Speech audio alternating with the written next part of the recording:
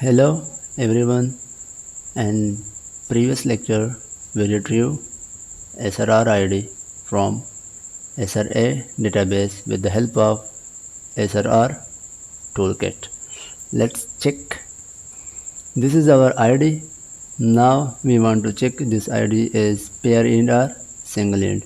For this we have command fastq dump split files and our SRR ID. Press enter.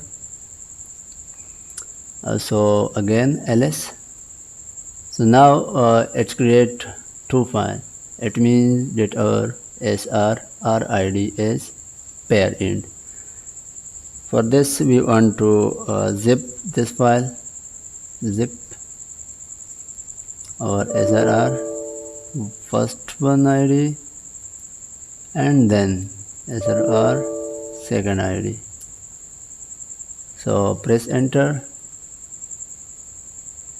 Now we will again ls. So this is zip file.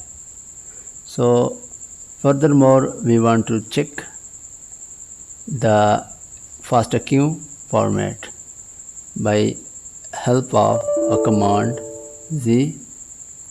cat SRR ID. Which one you want to check? I want to check first one, tab, and then pi